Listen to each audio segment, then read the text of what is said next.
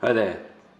Today we're looking at trying to deconstruct probably one of the wildest games out in the market space, Twilight Imperium. So hopefully we can do some deconstruction and we can get a first turn and go through some of the more complex pieces.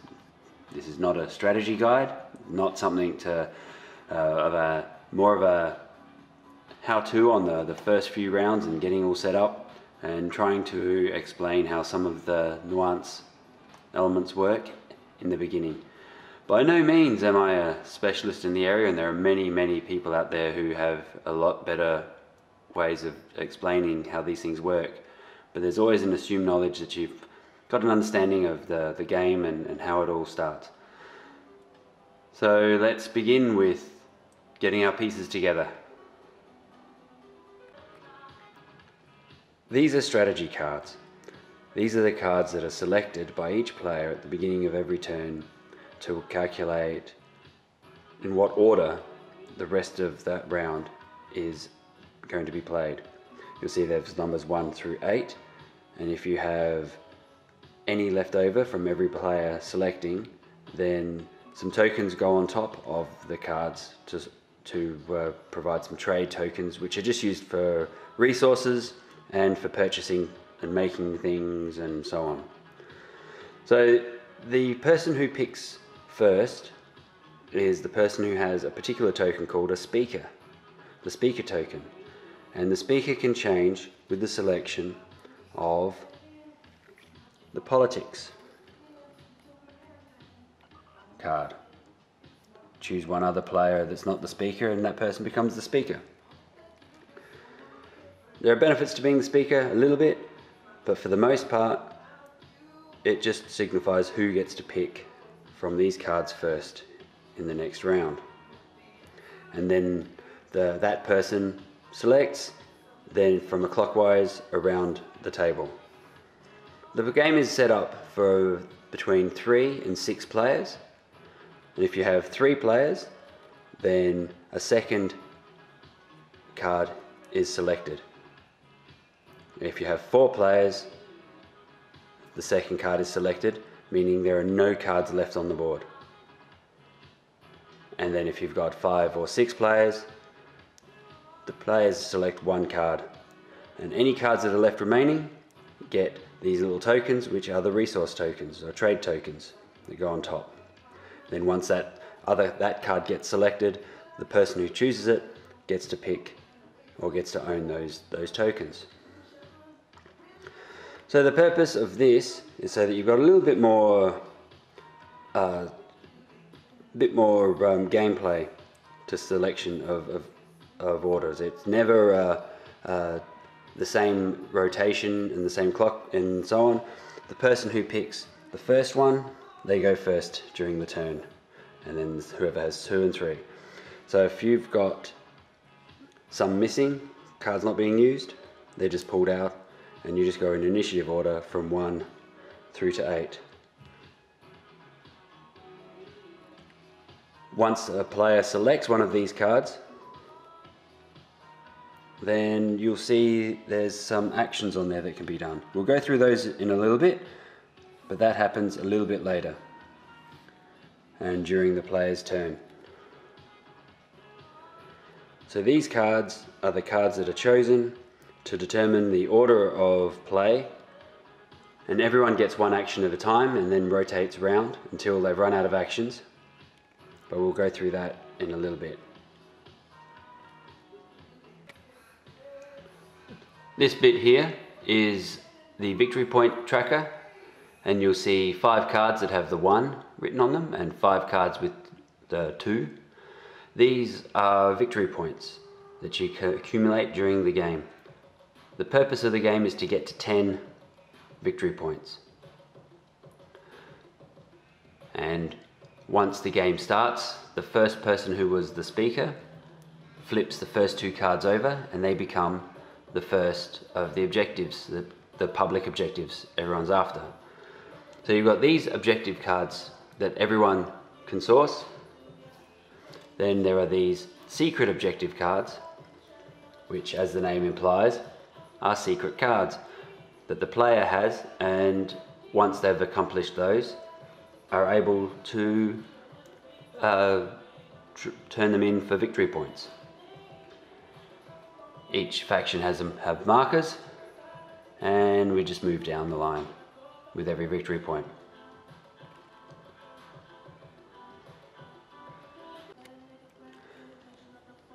So we've started today with the basic learn to play, the first game setup section. It's not really a learn to play, it's just the first game, where the races on offer are the more iconic races from the Twilight Imperium.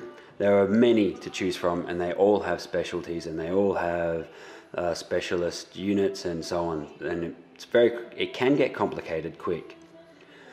So to make it a little easier for the first timers, they've created a list of the top 6 and randomly selected, and you just pick them and away you go. And it's always a good way to start. Starting a game can be hard because it's a big commitment in time and space. So with the startup set, it takes a lot of the decision making out of the process, which is good. You still get the enjoyment of the game, and you get to learn.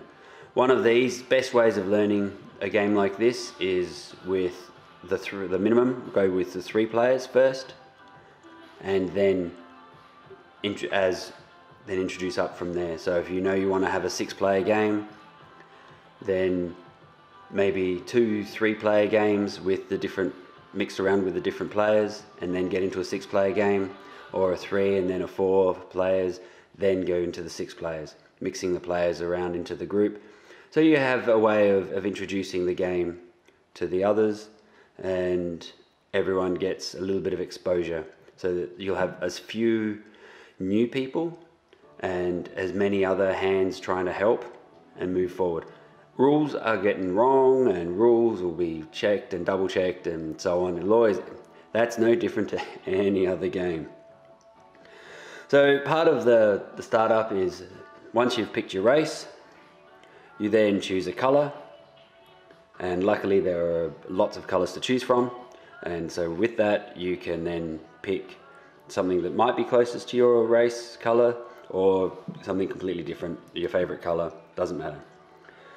There are a number of tokens that get pulled out from the spaceship crew, and they're all listed on the back of the card, as well as a starting technology.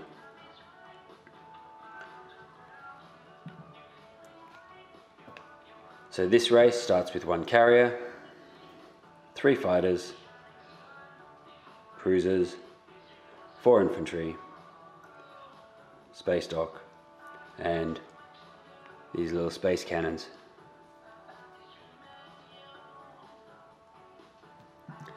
As well as a number of tokens that are used, that everyone starts with.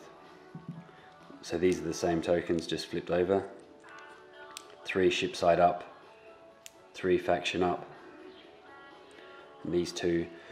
So it's 3, 3 and 2. We'll go through those in a few moments.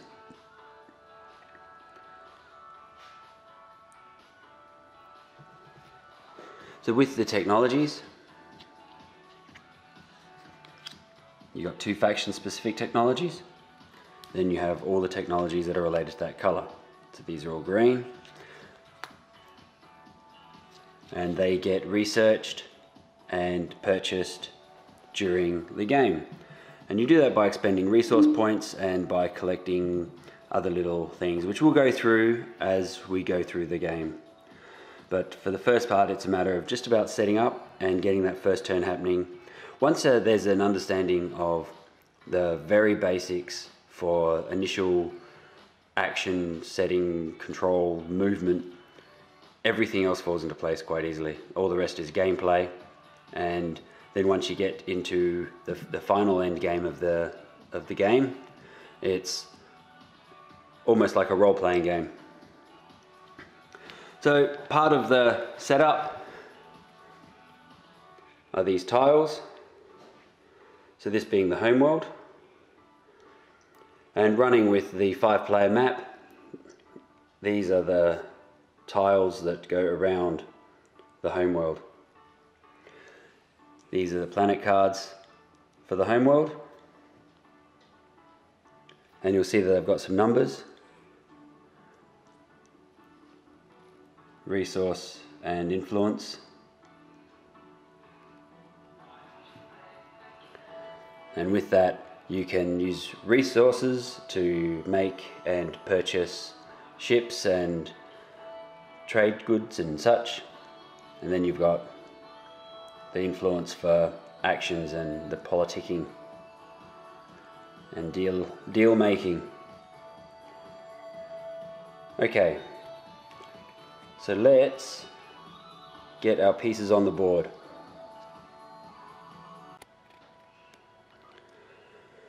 This is what the pieces on the board look like. As you can see, it gets full very quick, and once you throw in some other races, then you're looking for some other space to do your combat rolling once we get to that point.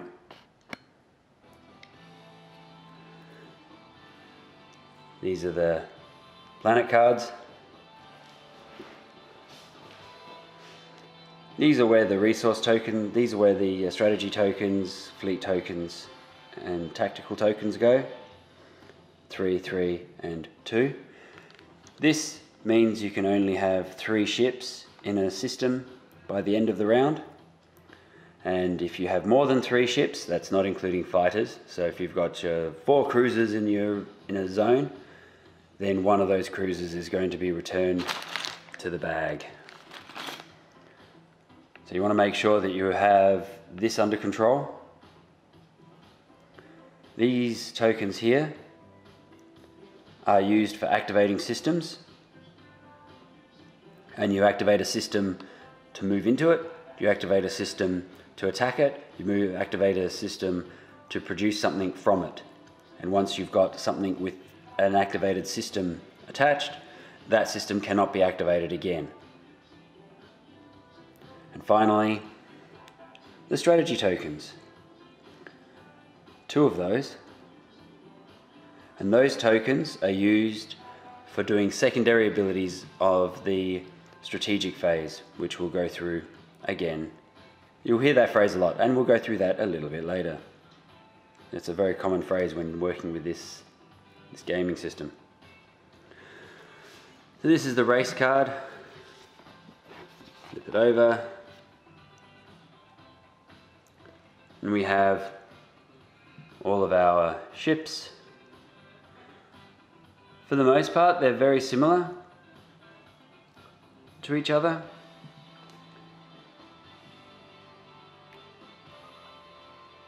Commodities. Not everyone has the same type of commodities. Commodities are items that can be traded. And you've got some special race rules just down here.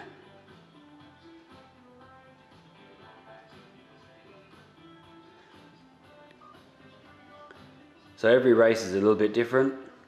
There are obviously a lot of similarities, but you've got specialty sections.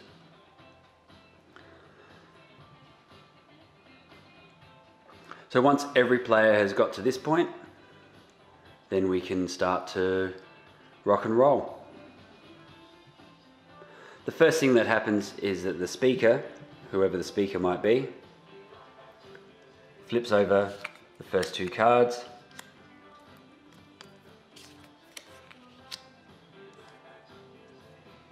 and in this instance,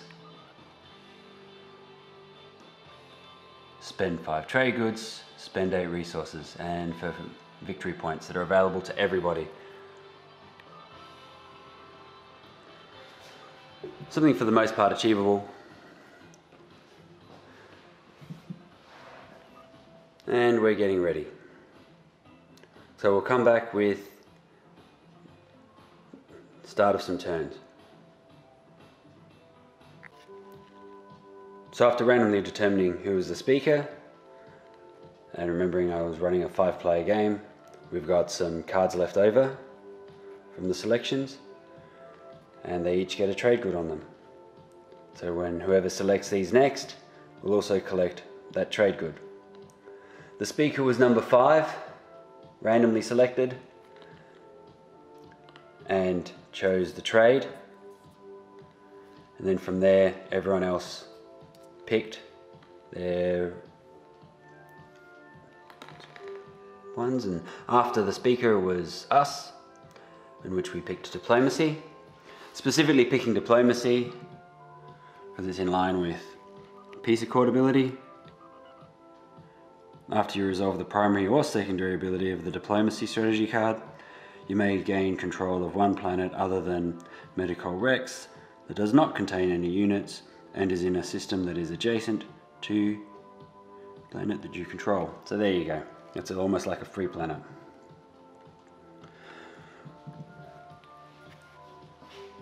And diplomacy,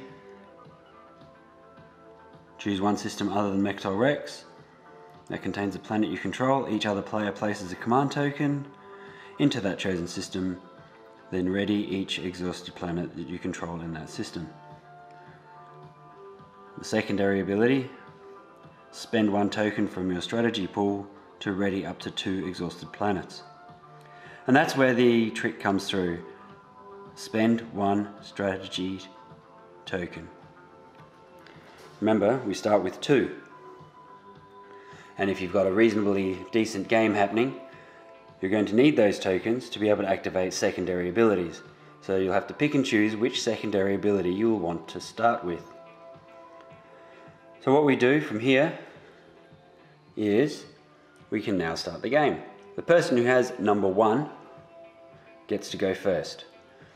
Now the player that chose number 1 was not the previous speaker. And that person does this.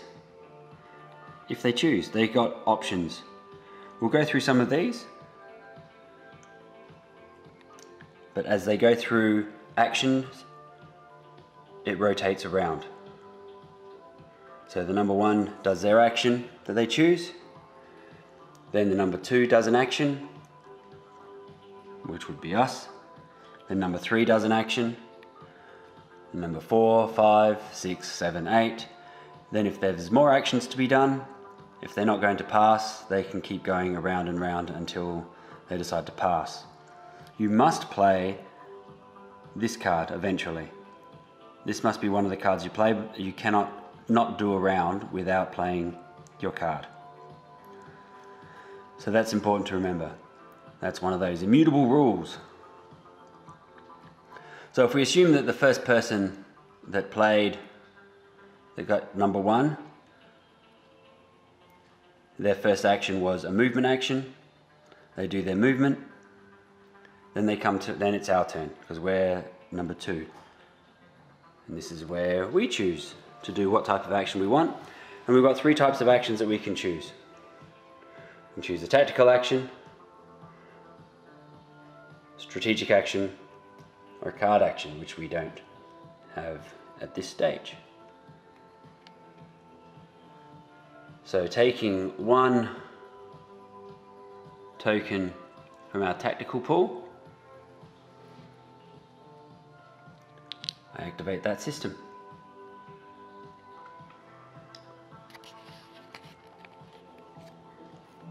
Carrier, and with the carrier, 2 ground troops, 2 fighters,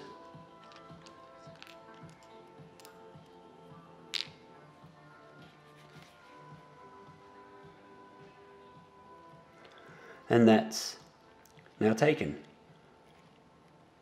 There was no combat, there was no other opponents inside there, and we are fine. So we look for the card for that one,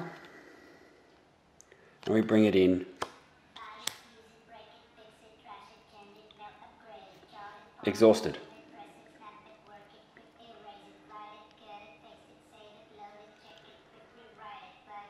And that's our movement action. And that's how you move. If we were going to produce something, we would take tactical action, put it on our home system, and then we would be doing some production, spending our resource points off our exhausting our cards from our planets, spending trade goods, or anything in between to then build something. And there's a cost for these right here. And for fighters and for infantry, you get 2 tokens for every one. And the thing to remember is, of course, aside from fighters, maximum of the fleet pool in ships in each system.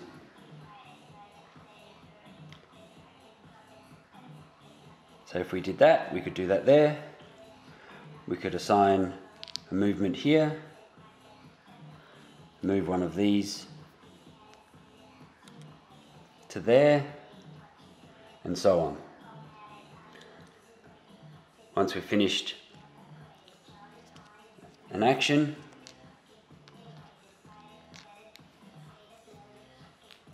we let the other person go. We go round till we've done each of our actions. Remember, having either being a tactical action, such as spending from the tactical pool, to move, to produce, or otherwise activate a system. You also have the strategy action, which we haven't done yet, and you have actions from cards.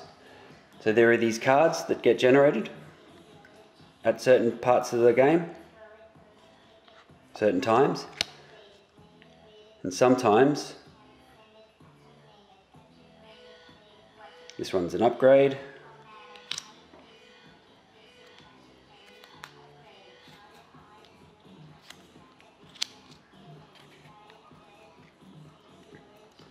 There's an action, so you could play the card as an action for that round, and for that phase. Place 3 infantry from your reinforcements onto one planet you control. And the moment that you've passed, you no longer are in play for that round, but you can't pass until you've done this.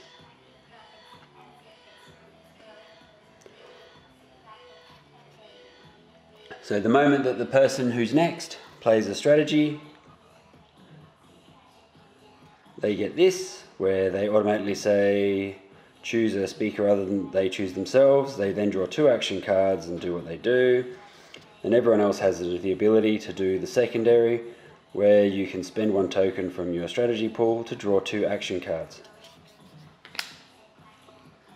Remember, we have 2 cards, we have 2 strategy pools, sorry. And we get to draw 2 cards. These are held in our hands.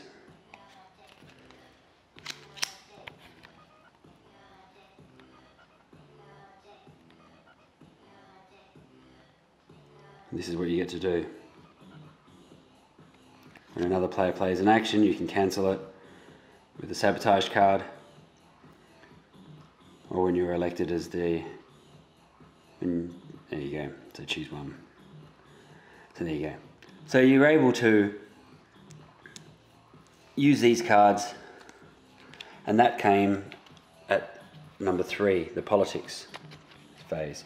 So the cards show up when they show up, but there are many options and times of when the cards get drawn.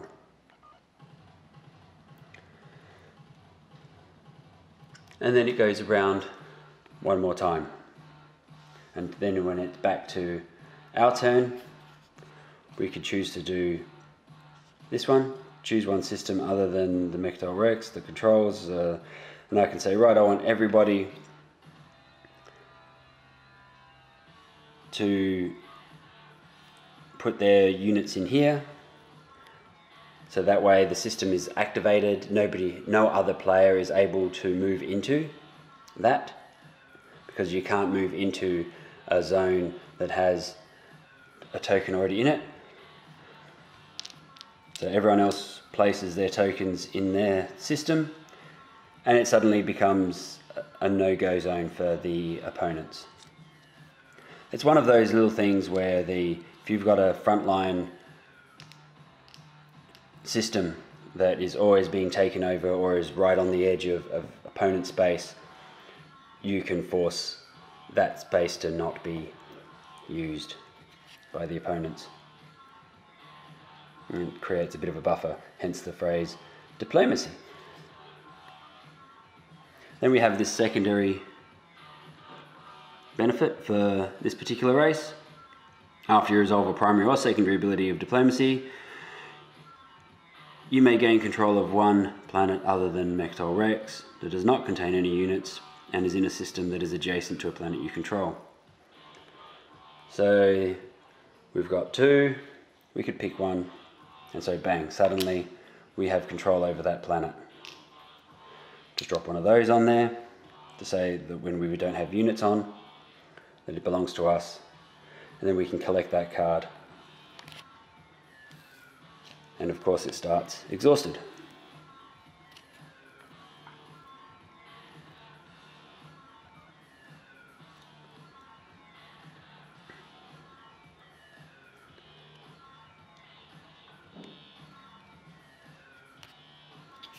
Everyone else gets to do this when we do our phase. Spend one token from their strategy pool to ready up to 2 exhausted planets.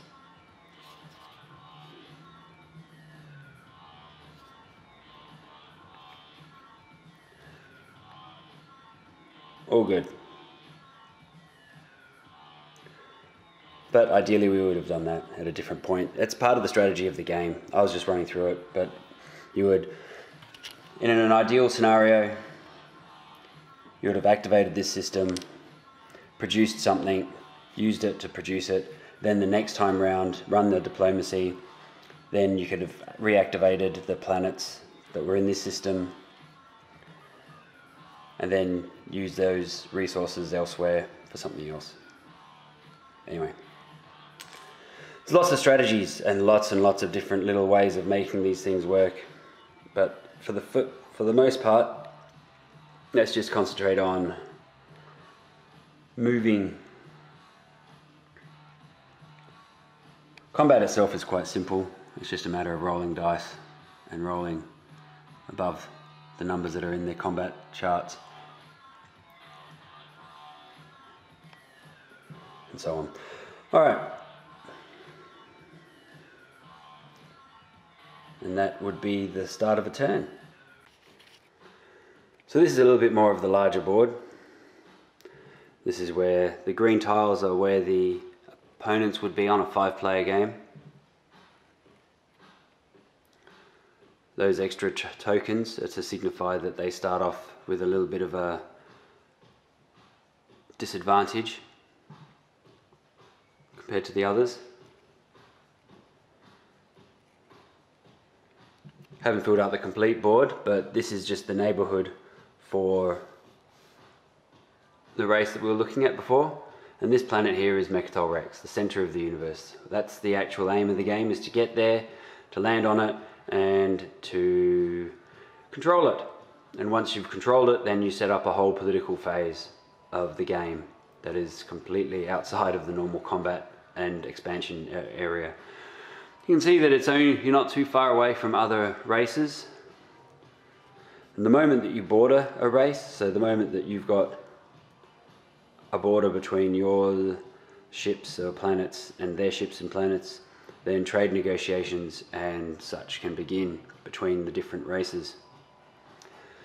There are obviously some modifiers to that, but that's the general gist of the rule. Good old Mechatol Rex. Then the other planets, the other systems have these ones here. So the game itself has many layers to it. And it's worth noting, by the way, that there is almost a north-south element to the game map. So just be aware of that if you're playing with the game map. There is a bit of a north-south element to it.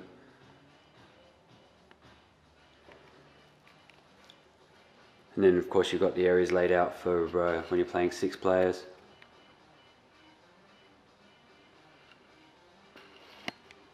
Imagine how squeezy the board gets once you start to getting 6 players.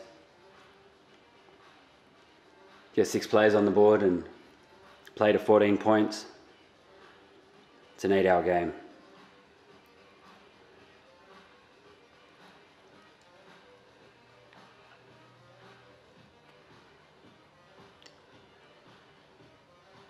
I've by no means completed anything here. This is simply just a warm-up. With each of these planets, as I said, you've got your resources. You've also got these other little symbols that come into it.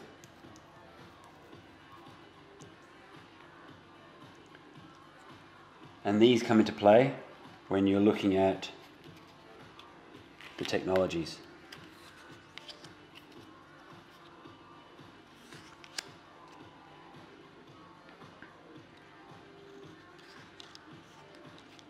You need to have greens, green, yellow, red, 2 reds, 2 blues, and so on.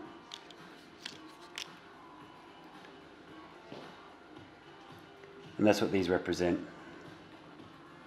You need to have those tokens in hand as part of your exhaustion in order to be able to actually play those cards, to be able to research technologies. And technologies get researched as part of one of the strategy tokens. Research one technology automatically. Spend 6 resources to research a second technology. Spend 1 token from your strategy pool and 4 resources to research 1 technology. So the secondary ability allows you to always do what the primary ability does, but it generally not as well. And that's part of the strategy of selecting the right one at the right time. Place 1 PDS or space dock on a planet you control. Place 1 PDS on a planet you control. So that's the defense system, planetary defense system. But if you don't have any planets to control, or you don't have many to begin with, is it worth it? Place 1 token from your strategy pool. You may place either a space dock or a PDS. And there you go.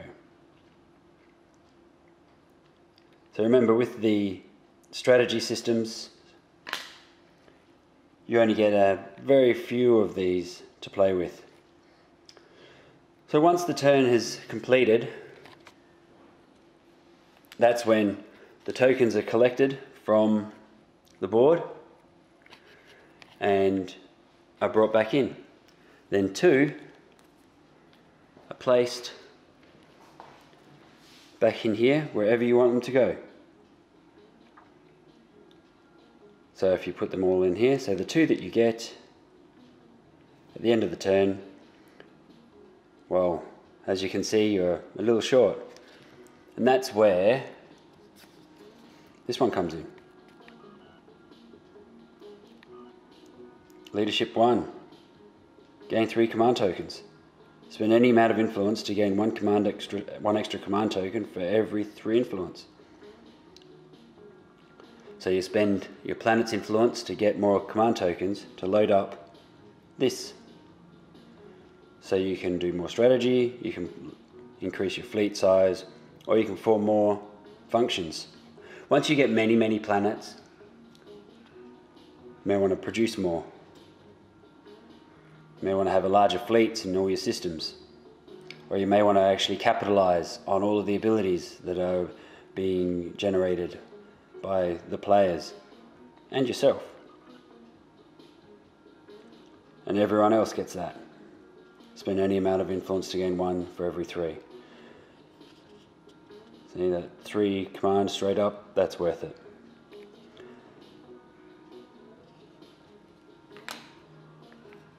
Just in case you're wondering, that is your number 8.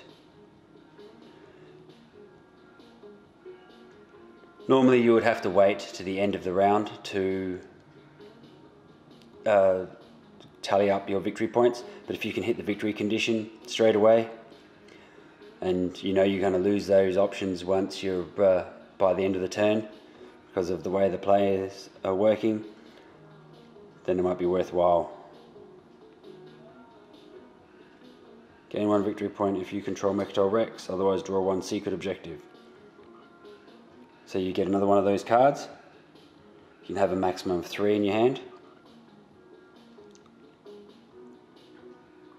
And for everyone else, spend 1 token to draw 1 secret objective. This secret objective, by the way, have 1 or more ships in 3 systems that are each adjacent to an anomaly. Interesting.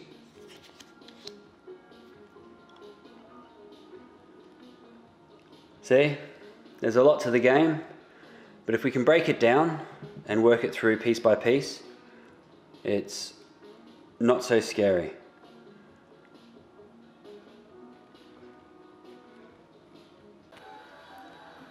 Time to discuss a little bit more about the planets. So the planets have a number of different icons around them and different colours. So these represent the homeworlds, which come from the main tile. This 2 represents a production, and that is influence. So resources or production materials and influence. If you remember, there are 2 planets in the home system, so they start with 2 cards. This one has 1 and 1, and that one has 2 and 3. So if we look at the space dock production value is equal to 2 more than the resource value of the planet.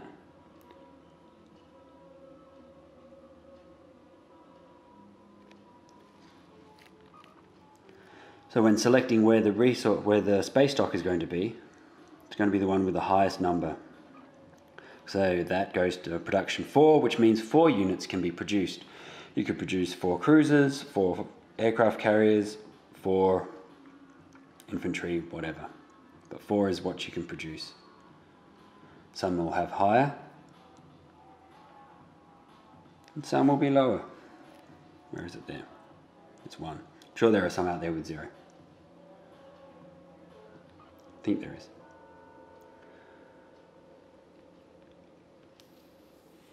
You also have these little icons, and this is when you're researching a technology and they ask for prerequisites. Let me find one. The salt cannon needs 3 reds. So you need 3 other red technologies to actually be able to get this technology. So if you had 3 planets of the red icon, you could exhaust them as part of the gaining of this. Or you might already have 2 reds, you might need to exhaust 1 planet. This other symbol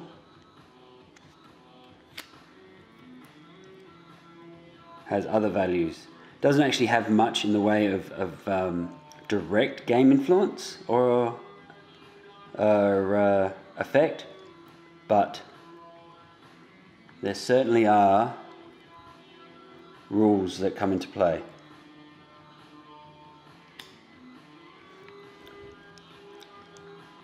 This one here is hazardous, this one here means industrial, and this symbol here means cultural. And here's an example. Action. Choose 1 hazardous planet. Exhaust that planet and destroy 3 infantry on it.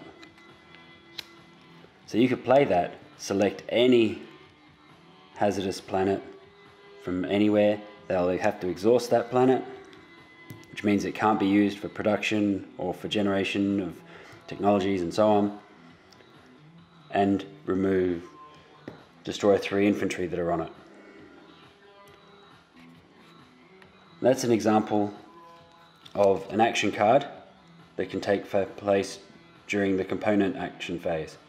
This being a component, you can activate it, and that's your action. Boom, you've just wiped out some infantry on a planet somewhere. And there will also be some other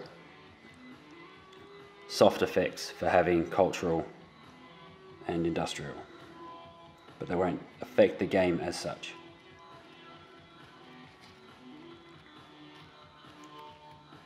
If you don't have the resources to produce units, you can use your trade goods.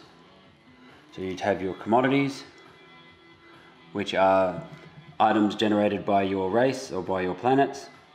Then they become trade goods when you trade them with other races. And those trade goods can then be used to buff up any resources for purchasing. So rather than exhausting copious amounts of planets, so if you had these planets, you had a maximum of 2, 3, 4, 7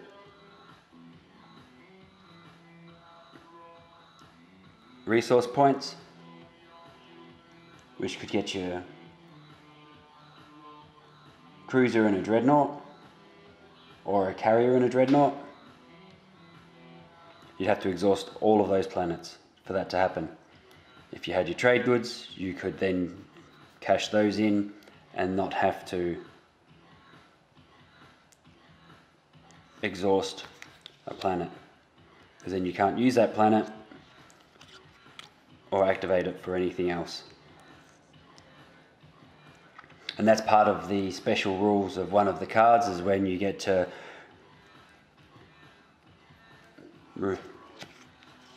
unexhaust, I suppose, or ready an already exhausted card.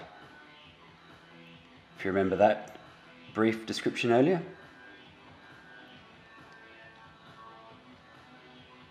Alright, so this is how the game rolls, and you do this for every player, which is the reason why it takes 6 hours to play some of these games. So you need an abundance of time and a little bit of space. So just with what we've generated here, we've used that much space. So space is important, but you can get around that. It's the time. It's making sure you've got the full day to get into it. And probably a few hours to going through some of the basics of understanding. So hopefully this has helped for that first turn, and for some of the movement and activating, etc. And then we can take it from there once we've got it all running. Start with baby steps, start with something small, and then this will turn into a game that you can just keep playing again and again and again with different races. There are 17 or so to play with.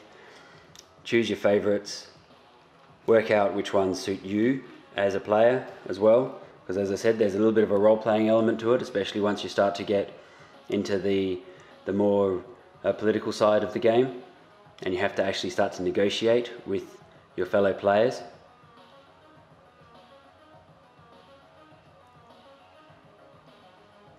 Big investment, well worth it.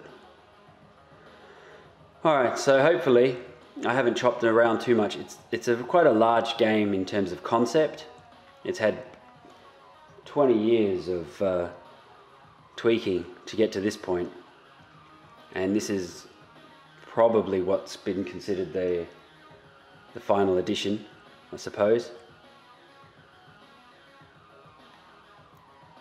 So hopefully I can help someone along the way with how to play. Alright, enjoy, like and subscribe, etc, etc, etc. Party on. Thank you very much for your time, I appreciate it. Alright, bye.